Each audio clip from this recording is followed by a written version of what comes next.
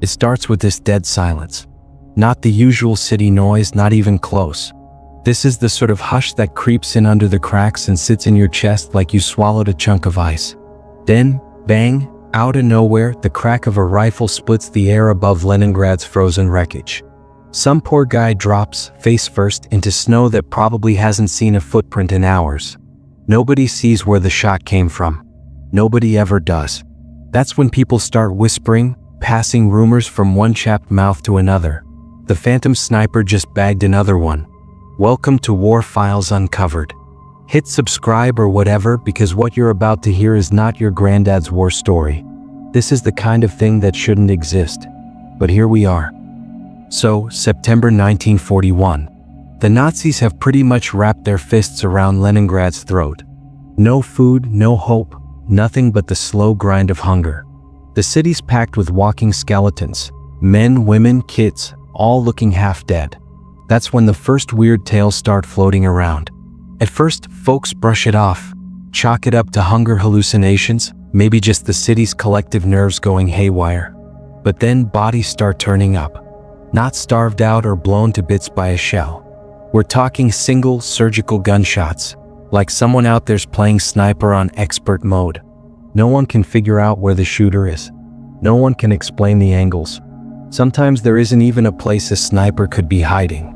It's like death himself grabbed a rifle and decided to haunt Leningrad for funsies. Commanders on the Red Army side?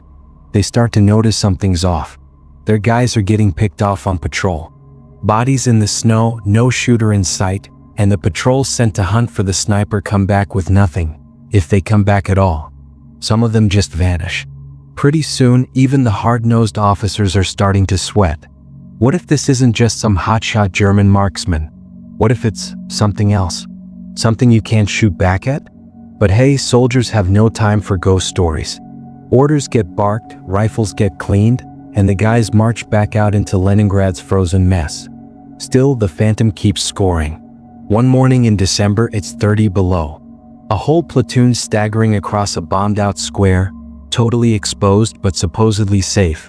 No windows, no ruins tall enough for a sniper's perch. And yet, bam, first guy goes down, head gone in a red cloud. Then another.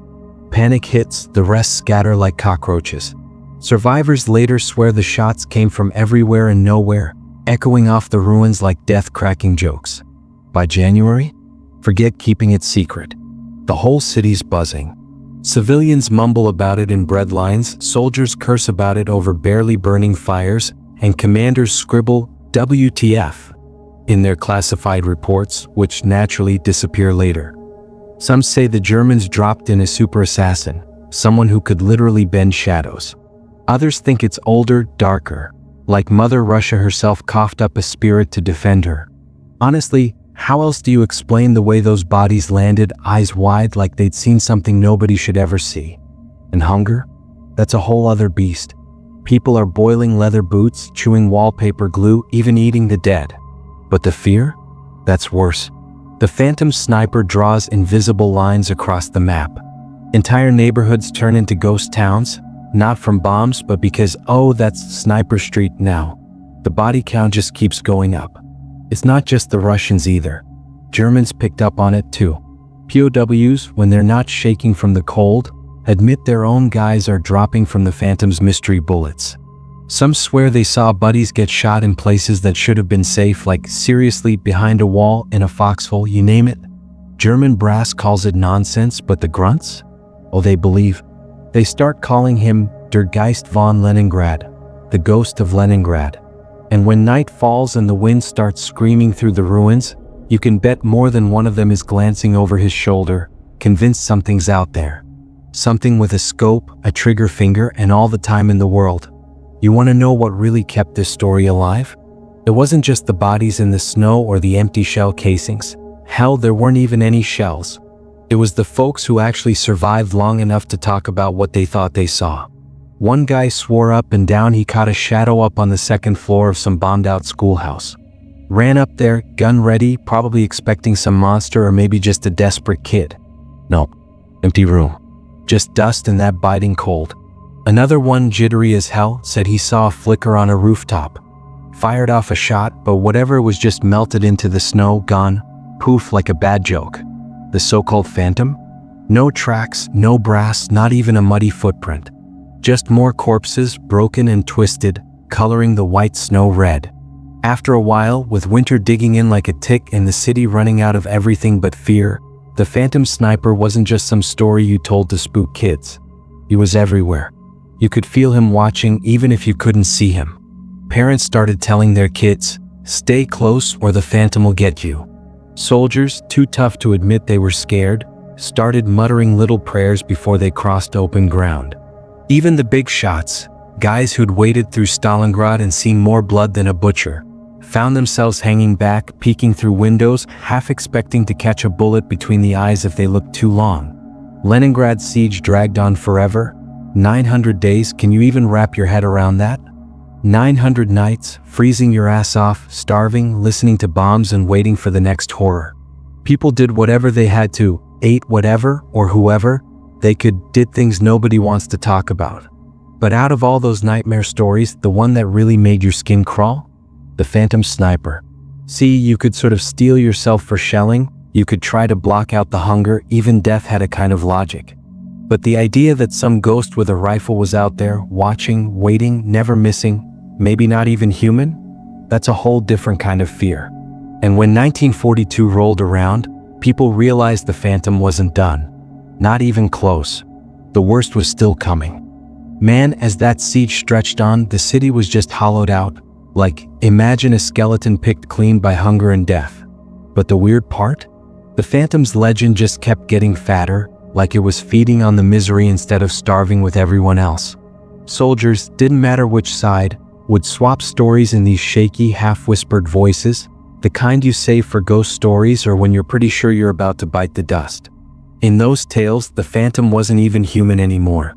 He was, I dunno, cobbled together from war's nastiest scraps and the city's constant agony. Some guys swore up and down he wore the shredded Soviet sniper getup, with eyes darker than the burnt-out ruins around him. Others would say, nah, he's just a skeleton, barely any meat left, still dragging himself around with a rifle, too damn stubborn to die, too bitter to let anyone else live in peace. And then there were the ones who said he wasn't even visible. Just a feeling, a shadow, or that prickling sense of crosshairs tightening on your neck right when you thought you were safe. The creepiest bit? The Phantom picked his targets like he was rolling dice. Sometimes, sure, he'd drop a frontline soldier, one of those guys already on a first-name basis with death. But just as often, he'd pick off some random civilian, like a kid hauling a bucket of melted snow, or a woman hugging a crust of bread like it was gold. One shot every time. Always fatal. Popped out of nowhere. The randomness? That's what really got under people's skin. You could dodge a shell if you were lucky, maybe outlast hunger, but the Phantom's bullet? That was a game of Russian roulette you didn't even know you were playing. No pattern, no mercy, no reason. By February, even the bigwigs couldn't keep a lid on it. Way too many patrols turned up face down in the snow. The rumors were everywhere, guys talking about impossible shots, deaths that made no sense. So they threw together this special squad, sniper hunters, guys who were supposed to be the best at patience and picking off threats. Told them to ghost through the ruins, eyes peeled for the Phantom, trying to lure him out. Days crawled by, nothing but cold, exhaustion, paranoia. Then out of nowhere, one night with the moon hanging overhead like a blunt knife, one of their own just vanished. Next morning, they find him half buried in the drift, a single bullet hole in his skull, rifle gone. His tracks just stopped, like he'd stepped into thin air. After that, guys just started quietly refusing those orders. Not openly, nobody wanted to get court-martialed, but you could see it. Shaking hands, hollow eyes, nobody wanting to look at the city like it might stare back. Heard about one soldier who muttered, "The Phantom chooses who hunts him," before he bailed. 2 days later, they found him slumped against a wall, beard frosted stiff, shot right through the heart. No one said it, but everyone knew. You didn't volunteer to chase the Phantom. The Phantom picked you. It wasn't just the Soviets getting chewed up out there. Years later, someone dug up a battered German diary from the debris, and man, what a gut punch. The guy writing it? He paints this midnight patrol, Everyone on edge, crunching through snow, and then bam, a bullet whistles out of nowhere, drops their sergeant like a sack of potatoes. Here's the kicker. The shot comes from behind them. No one's there. They freak, scatter, start searching like mad, but the Reaper's already busy. Another guy down, then another, until it's just the writer and one poor bastard left. Last thing the diary says? I feel his eyes even now. He waits. Right after that, just a smear of blood. That's it, the end. Sure, skeptics love to play the brains get weird when you're starving and freezing card. Hunger makes you hallucinate, cold scrambles your head, and fear? Fear's the best special effects department there is. But then, how do you explain the weird stuff that popped up when the siege finally broke? Soviet files, half-burned, barely legible, are full of officers swearing they saw gun flashes where there was nobody and then poof, gone. German reports even mention this mystical sniper, who tanked morale so hard they tried to scrub him out of the record books. And the locals? They whispered about this gaunt wraith peering from broken windows, eyes lit up like hellfire. Every time someone stormed a stairwell, the guy was gone, just the stink of gunpowder sticking around like a bad memory. Man, 1942 was pure misery. People froze solid in their beds, kids turned blue in their mother's arms. Nobody even had the strength to bury the dead, so bodies just stacked up in the streets. In that unending nightmare, the Phantom wasn't just a sniper anymore. He got bigger, gnarlier. Moms scared their kids straight. You step into the open, the Phantom gets you. Soldiers mumbled he was death's wingman, a shot fired before the end came for real. And always that rifle, crack, merciless, somewhere out there in the maze of shattered buildings. Oh, and here's a story that made the rounds like some sick campfire tale. A bunch of Red Army guys tried to set a trap for the Phantom, stuck a scarecrow in uniform out in the open, then hunkered down with their rifles waiting for the boogeyman. Hours ticked by. Snow piled on the dummy. Then, out of nowhere, its head just explodes, straw everywhere. The soldiers lose it, blasting at shadows. When things finally calm down, they creep over. No footprints. No good vantage point. But right where the scarecrow's heart would be, a single shiny cartridge just sitting there like a calling card. Fear doesn't mess with you the way hunger does. Hunger drains you slow, makes your bones ache. Fear hits like a jolt, messes with your head, makes you see things in the corners. In Leningrad, during that endless siege, fear turned into a weapon all its own. Rifle quiet? Didn't matter. Guys still hugged walls, convinced the crosshairs were on them. Every window, enemy. Every rooftop, death. Some guys snapped, shooting at ghosts, wasting bullets on nothing. Others just locked themselves away, shaking. The Phantom wasn't a person anymore. He was a plague, an idea, and ideas are way harder to kill than any man. Who was the Phantom Sniper? No one really knows. Some historians claim he was a real guy, maybe Russian, maybe German, just insanely good at his job, and the legend grew from there. Others say he never existed, just a mass hallucination cooked up by terror and starvation. But the folks who survived? They'll look you dead in the eye and swear. The Phantom stalked those ruined streets, rifle in hand, eyes blacker than the blackout. Lingered too long in the open and he'd find you. He always did.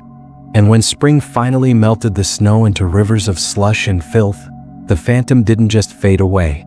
His shots still rang out, just less often, like the last weak heartbeat before silence. But everyone in Leningrad knew the deal. The Phantom wasn't going anywhere. He wasn't just war or hunger. He was something old, something patient, something that didn't care about seasons or peace treaties. While the world kept bleeding and praying, the Phantom Sniper stayed put, lurking in the ruins, finger never straying far from that cold trigger. Because in Leningrad, during those 900 nights of hell, death wore 1,000 faces. But only one of them was invisible. Winter finally cracked, but just barely. The ice on the river started to split and groan, trees creaked with the weight of half-melted snow, and the half-dead citizens of Leningrad got this dumb little glimmer of hope. Maybe they thought things might actually get better. Well, good luck with that. Food was still a joke. Good luck finding bread, and the Germans were still choking the city tighter than a hangover headache. But hey, at least your nose didn't freeze off when you sneezed. Still, with the thaw came something nastier. The artillery thunder faded, hunger slowed down a tad, But the Phantom Sniper? That guy didn't take snow days. His rifle cracked through the thin spring air like some bad punchline, and the whole city remembered how it felt to live with someone's crosshairs crawling up your spine. April 42. That's when everything went sideways. A line of horse-drawn sledges, yeah, horses, not trucks, tried to haul supplies across streets that looked like they'd lost a war with a sledgehammer. Starving folks watched from the rubble, faces pinched and staring, while soldiers pretended like their rifles would actually help. For a second, it looked like the convoy might make it. Then, bang. Soldier goes down, arms flailing, rifle skittering away over ice that was halfway to slush. Next shot? Took out the lead horse.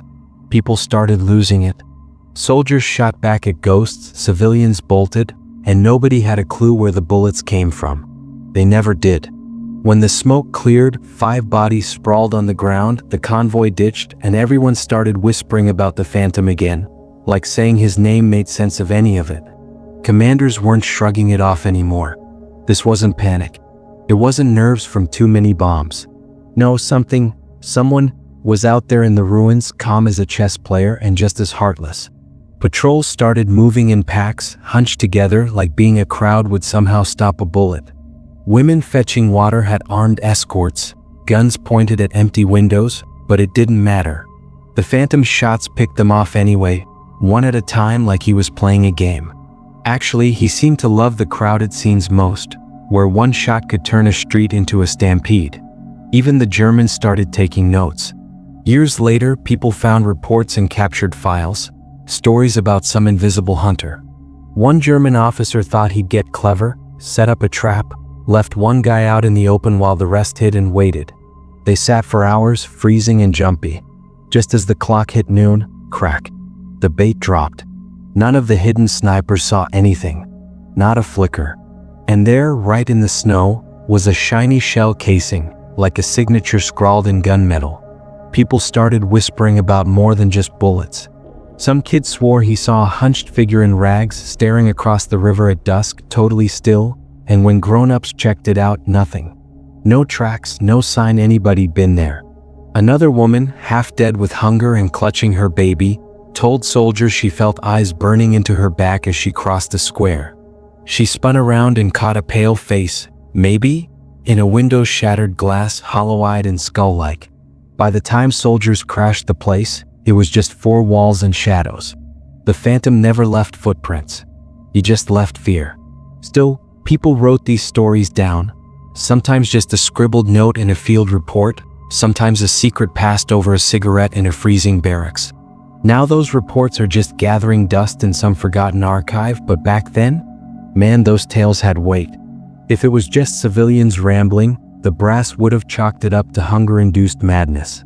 But when you've got hard-nosed soldiers, the type who laugh at ghost stories, all telling the exact same thing, yeah, that's when the whole Phantom thing stopped being just a joke. Depending on who you asked, the Phantom was a whole list of nightmares. Some said he was a Red Army sniper who'd snapped, gone totally feral, shooting at anything that moved.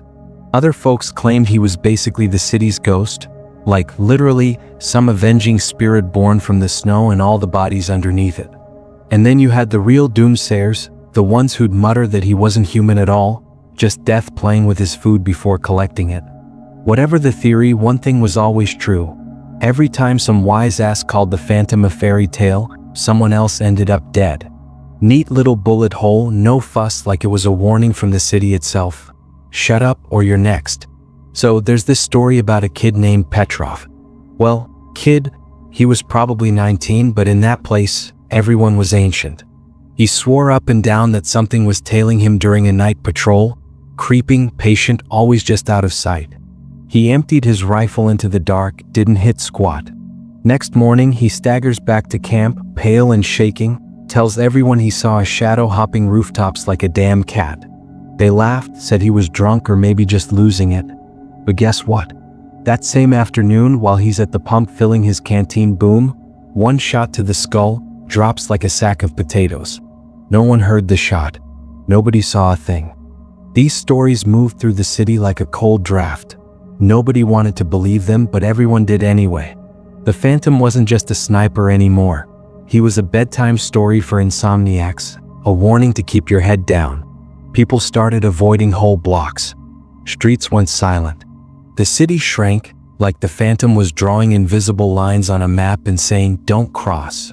But here's the part that really messes with your head. Sometimes nothing happened. Days, even weeks. No gunshots, just the regular misery of war. Folks would start to think maybe he's gone. Maybe he starved or got shelled like the rest of us. And then, just when the city started to hope again, bam. Another shot, clean as ever. Didn't matter who, a soldier, a kid, some poor German officer. It was like the Phantom could sense when people were about to breathe easy, and that's when he decided to pull the trigger. Nobody ever got a good look at him. Not really. But by summer 42, everyone swore they'd felt him watching. They all described the same thing, a weird stillness, a knot in your chest like you'd suddenly realized you were prey.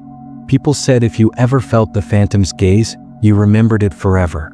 For some, it was the last thing they ever felt. The siege dragged on, months, years, a lifetime, but the Phantom legend just got weirder. Guys started saying it wasn't just one sniper, but a whole pack, ghosts drifting through the ruins. If one Phantom went down, another just picked up the rifle. Some said he was the city's curse. He'd only disappear when Leningrad itself was gone. By the end of 42, people had stopped arguing about whether the Phantom was real. That wasn't the question anymore. Now it was just, when's he gonna strike next? And where? That second winter? Man, it crept in like a bad omen, hanging over Leningrad with all the subtlety of a sledgehammer. The Phantom, yeah, the sniper everyone whispered about, he didn't care about snow or rules or whatever nonsense commanders tried to sell. The shelling slowed down. The Germans were getting clever, figuring starvation worked better than blowing stuff up. But that sniper? His bullets showed up on time, every time. Hunger made you weak, cold you could bundle up against, but his shots, those cut right through everything. Made you shiver in spots blankets couldn't reach. Folks in the city, already half wild from chewing on rats and boiling up wallpaper paste for dinner, they feared that invisible gun more than running out of food. One frozen morning in December, some unlucky squad got told to haul fuel barrels across a stretch of destroyed city blocks. Command picked a route they swore was safe, hiding behind the skeletons of burnt-out buildings. Classic move, "You'll be fine, boys." Yeah, right.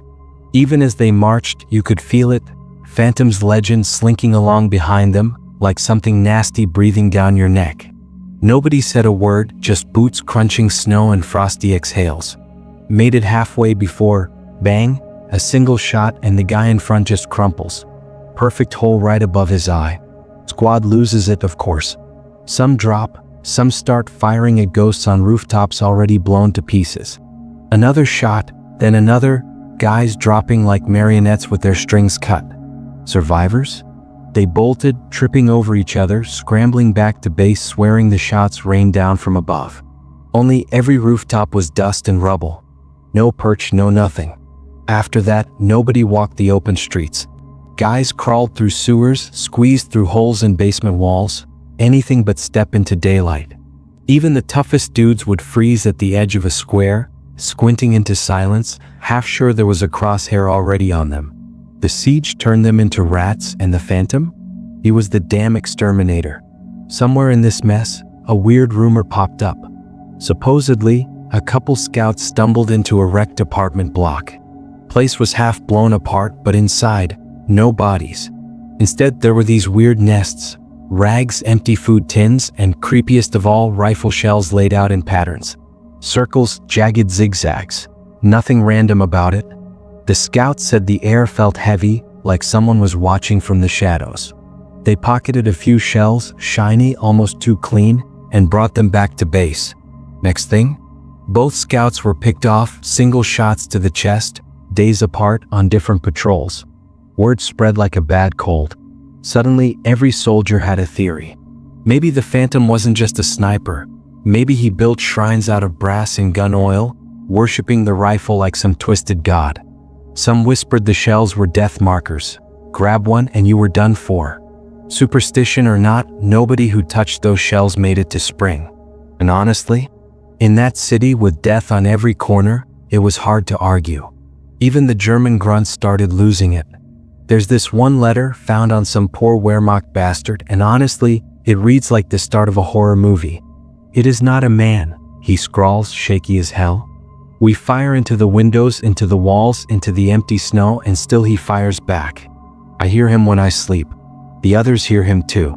We are like cattle, and he is the farmer." Yikes. The note just sort of stops there, in a mess of ink and blood, like the guy dropped dead right in the middle of writing. But here's the thing. It wasn't the violence that really broke people. Not the sudden gunshot, not the bodies. It was the waiting. Days, weeks, nothing. You'd almost start to believe it was over. Maybe the sniper had packed up and left. Then, bam. One shot. Always just one. Perfect aim. Someone drops and everyone else is back to square one, guts twisted into knots. Artillery? At least that's chaos you can prepare for. The Phantom? His silence was the real killer. It just squeezed you tighter and tighter until crack. That was it. People got desperate. Little superstitions started popping up everywhere. Scraps of cloth, tied up like lucky rabbits' feet. Moms whispering prayers over their kids before they dared cross a street. Soldiers spitting 3 times into the snow like maybe that'd bounce the bullet. None of it worked. But hey, it made the fear feel manageable, which is more than nothing in a city where death is literally around every corner. There's one story that still gives the creeps to anyone who digs around in Soviet files. A nurse, Irina, says she patched up some guy who actually survived a shot from the Phantom. Barely. Bullets skimmed his skull, knocked him out cold. When he woke up, everyone said he wasn't the same. Eyes darting everywhere, voice all shaky, like he was afraid to even speak. He kept saying he'd seen the shooter's face. When people pressed him, he just muttered, "It wasn't a man. Not anymore." That night, before anyone noticed, the guy ripped out his force, stumbled outside, and, yep, you guessed it, a bullet straight through the throat. No one even heard the shot. Stories like that, they made the Phantom bigger than life. Not just some crack shot, but the siege itself made flesh, merciless, invisible, unstoppable. Artillery could be dodged. Hunger was nameless. The Phantom? That felt personal. Like he picked you out of the crowd, finger pressed to your chest, then, boom, straight through the heart. By the time 43 turned into 44, the Germans were losing their grip, supplies dribbling back in, Red Army getting ready to smash the siege. Hope trickled in. But the Phantom? Still out there. Some folks swore he started shooting in broad daylight, picking off officers like he wanted to make a point. Others whispered he was fading, like the siege itself was feeding him and now he was running out of strength. Who knows? No one ever caught him, that's for sure. Even when the blockade broke, finally freedom or something like it, the Phantom didn't disappear. Some nights, soldiers claimed they still heard a rifle crack far off, but nobody ever found a body. Civilians said certain streets just felt wrong, like if you stood still too long, you'd feel eyes on you. The siege was over, but the Phantom? He was still out there, somewhere lurking. After all that, records vanished, survivors kept their mouths shut, and history tried to move on.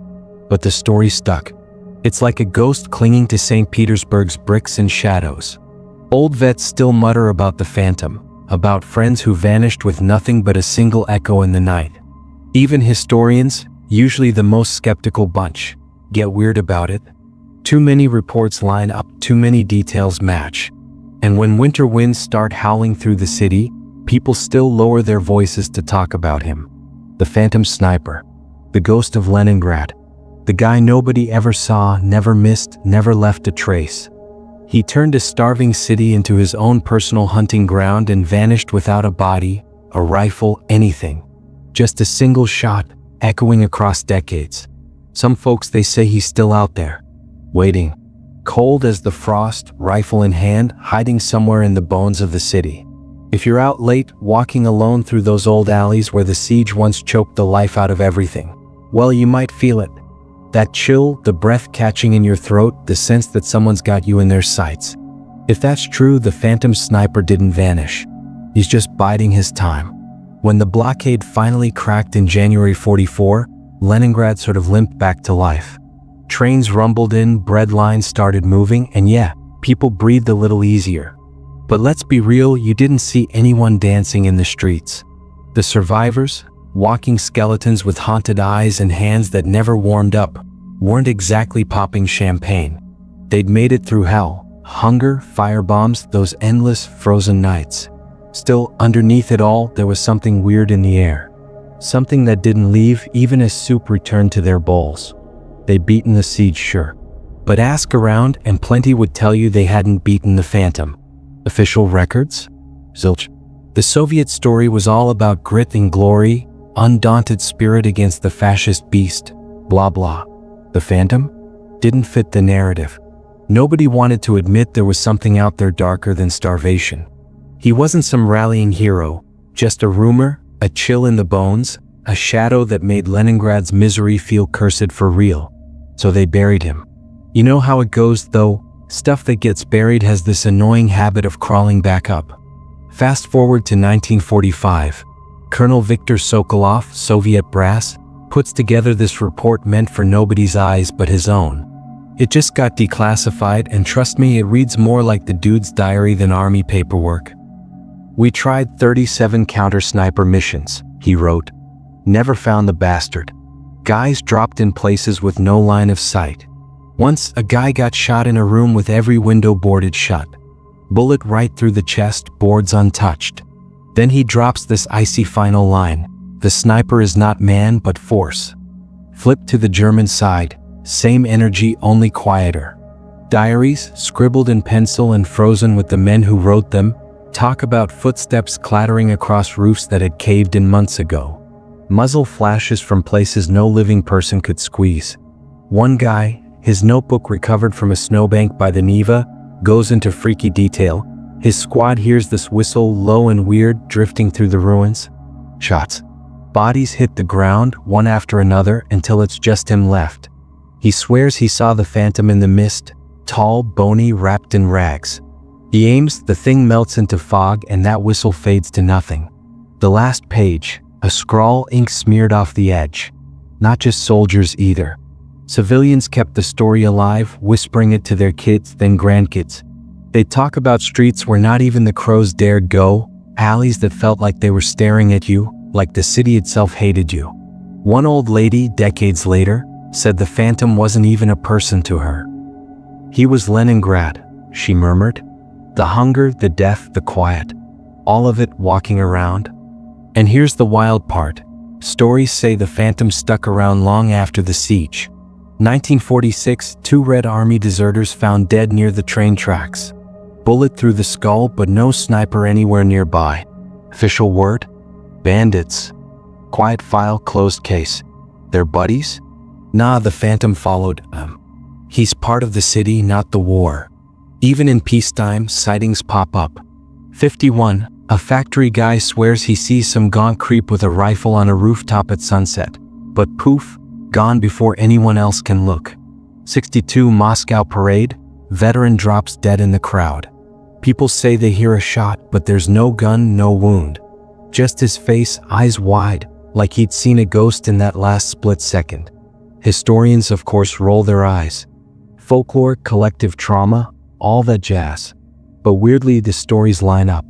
Same details, decade after decade. Survivors describe it the same way every time. Air gets heavy, everything too quiet, that skin-crawling certainty you're being watched. And then, crack. Always the crack. Oh man, let's talk about the shells, because that part still gives me goosebumps. So, back in the 70s, some dudes were digging around for who knows what in the city, when bam, they hit this forgotten basement sealed up tight since the war. And what do they find? Not just dust and old newspapers, but a bunch of rifle casings, all shiny and laid out in these weird, almost ritual-looking patterns. Like, who even does that? The wildest thing, they looked freshly polished, not like they'd been sitting there for 30 years. Place stank of gunpowder, too. Seriously, several of those workers swore up and down that the smell slapped them as soon as they cracked the room open. And then, as quickly as it started, it was over. Authorities swooped in, grabbed the shells, locked everything down, and poof, no official paperwork, nothing. Just stories. Naturally, the tinfoil hat crowd lost their minds over this one. Some folks are convinced the Phantom was some Soviet super soldier experiment gone off the rails, like something straight out of a Cold War comic book. Others think he was a mind game cooked up by the NKVD, meant to freak out their own guys and mess with the Germans too. But honestly, none of those theories really stick.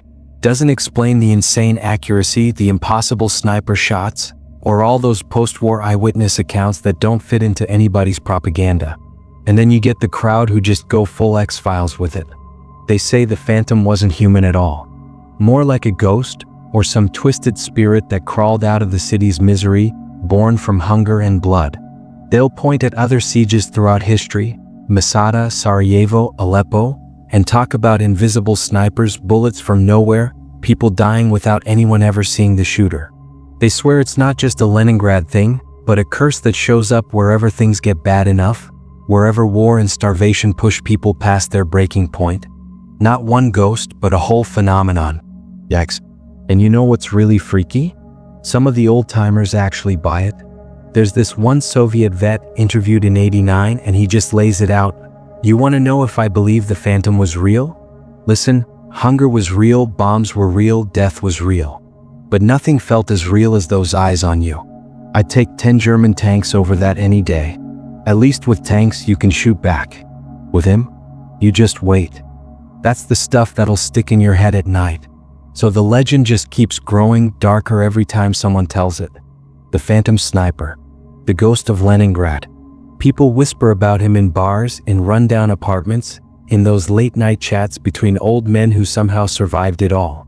Nobody agrees on what he looked like or even whose side he was on. But everyone's sure of one thing. He was there. Lurking in the shadows, waiting in the silence, right at the edge of fear. And yeah, some say he never left. Back in '78, the Soviets cracked open their archives for a handful of historians. Real hush-hush, eyes-over-your-shoulder stuff. Dusty folders everywhere, most labeled with the usual bureaucratic mumbo-jumbo, but there's this one, just a scribbled code in angry red. Inside. Pure gold for the morbidly curious. Shaky handwriting, weird little street maps with excess dry reports about guys getting shot in ways that made zero sense. No rhyme, no reason.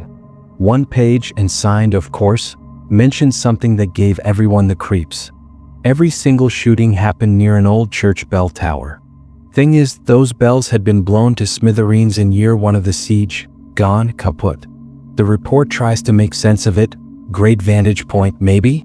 But nah, the math's all wrong. You couldn't hit anything from up there. The angles are a joke. Still, every bullet found its mark. Spooky, right? And then there's this bit about the whistle. Pops up in almost every account. Soldiers, random civilians, even captured Germans. Always right before gunfire. This weird, sad little melody like a shepherd calling out. The Soviets actually tried to hunt it down. Planted microphones all over the ruins. Result?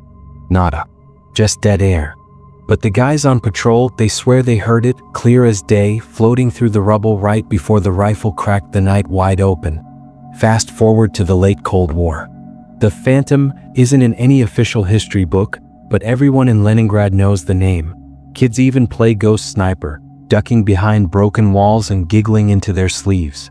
Parents? Not amused. Some of them get downright pale, tell their kids to knock it off. This isn't the kind of story you play pretend with.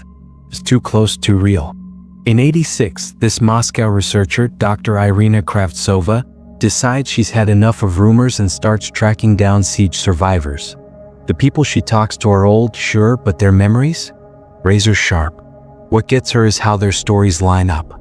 Nobody describes a regular soldier. Instead, it's a presence, a tall shadow, a man who was never hungry.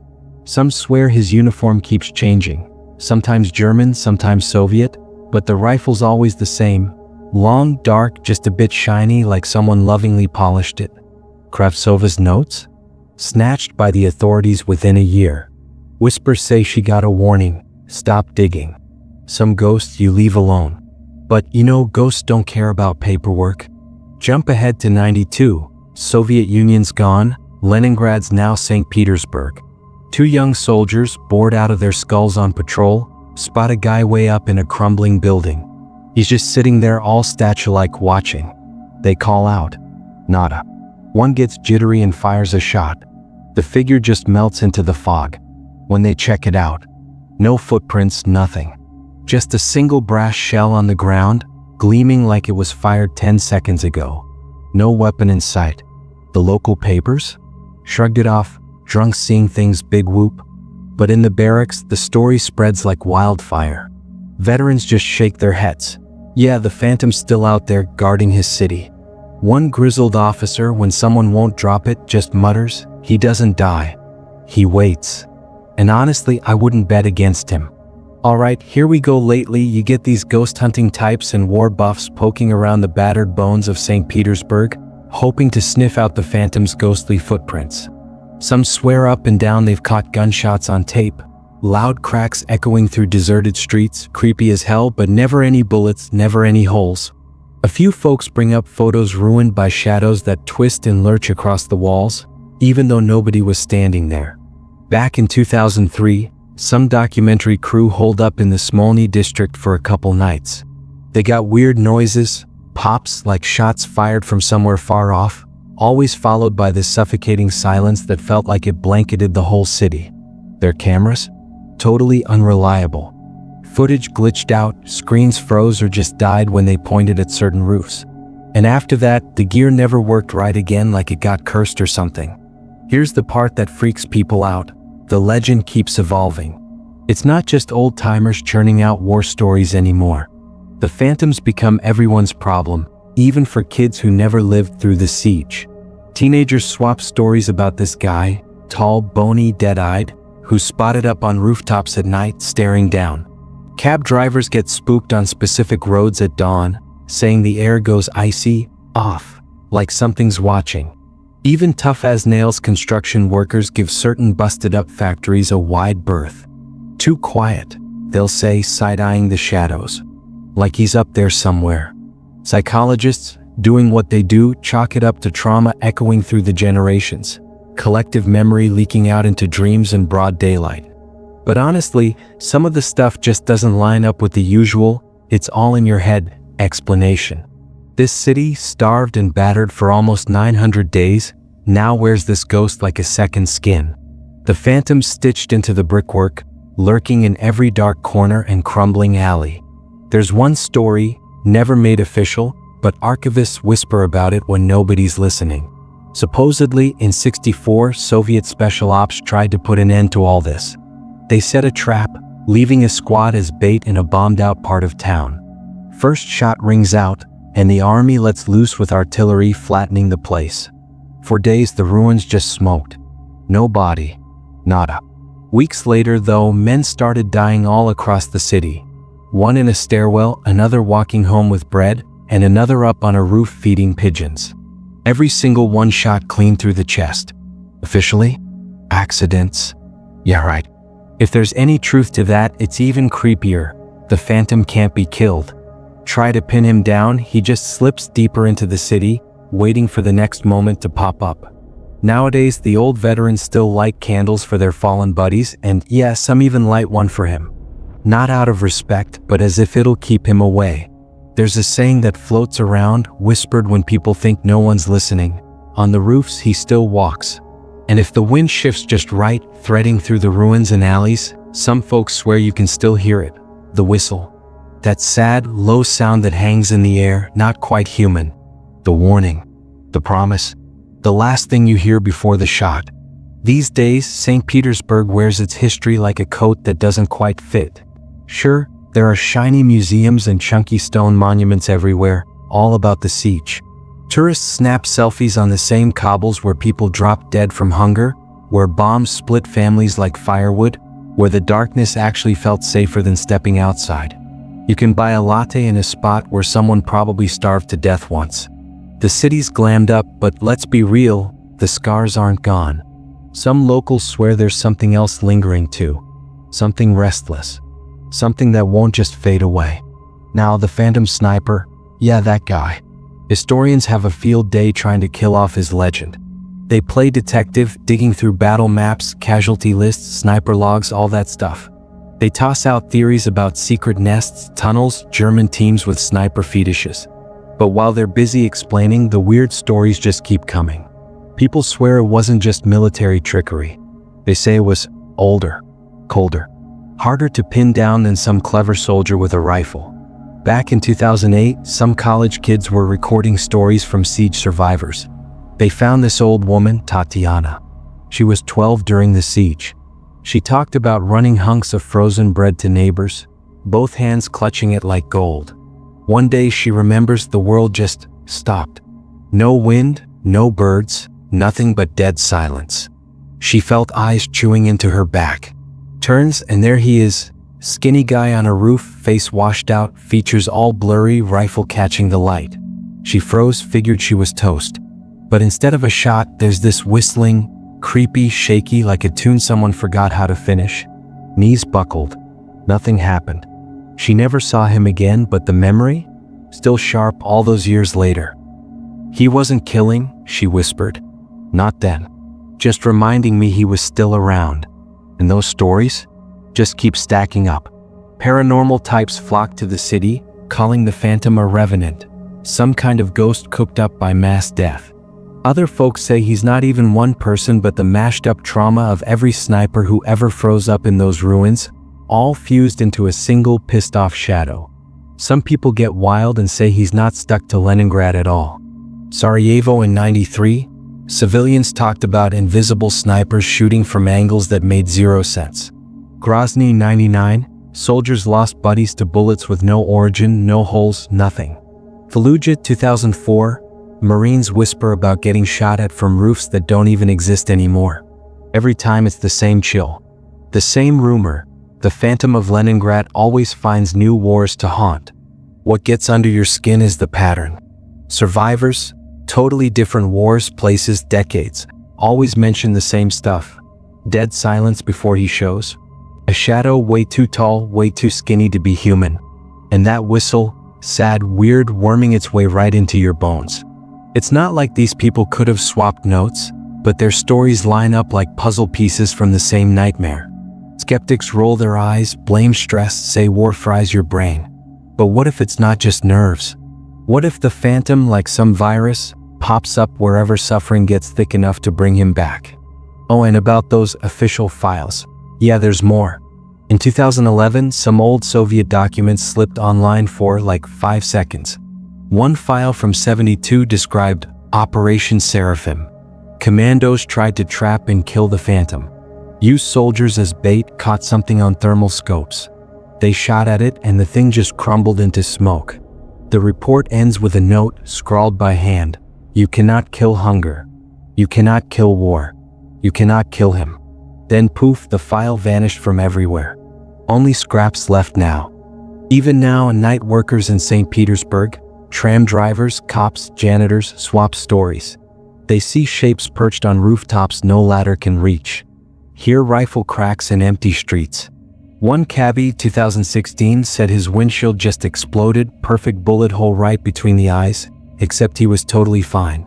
Glass everywhere, no bullet, nothing. He quit and left town.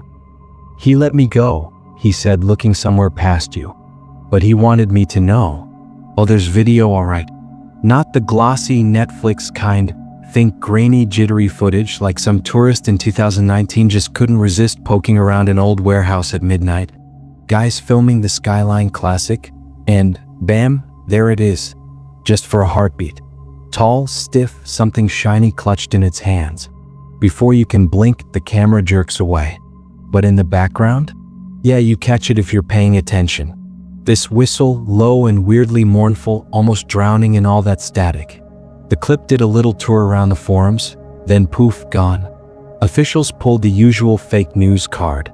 Sure, maybe, but the people who heard that whistle? They swear it stuck in their heads, slithered into their dreams and wouldn't let go for weeks. So, what the hell are we supposed to do with a story like this? A sniper who maybe wasn't even human, something that oozed out of hunger and just never stopped. A shadow that's got more staying power than cockroaches. Decades roll by, governments play dumb, survivors spill their guts in whispers, skeptics roll their eyes, and the true believers? They're too busy double-checking their locks. Still, the story hangs around because honestly, there's something about it that rings just a little too real. Maybe uncomfortably real. Maybe it's not about some rando with a gun. Maybe the Phantom is what happens when there's just too much pain in one place, when death soaks into the walls until it decides to walk around. Like he's not a guy, he's the memory of every bullet that slipped quietly through the night, every scream that got stuck and never made it out. Hell, maybe he isn't even stuck in Leningrad anymore. Maybe he's wherever war is still chewing away at people, just waiting for someone to get real quiet or real hungry or real scared. And that's how it goes. The story doesn't tie itself up with a neat little bow. It leaves you hanging just like it started. Up on those St. Petersburg rooftops, when the fog's thick and the city's holding its breath, they say you can still feel him watching. That heaviness in the dark, that borrowed breath, that half-heard sound you keep telling yourself was nothing. And if luck really hates you, you'll hear it, that whistle. Soft, sad, the exact shade of dread that shows up right before everything goes sideways. The one that says, yep, still here. Always have been. War never gave me a reason to pack up. The siege ended. The war's ancient history. But the Phantom? He's not going anywhere.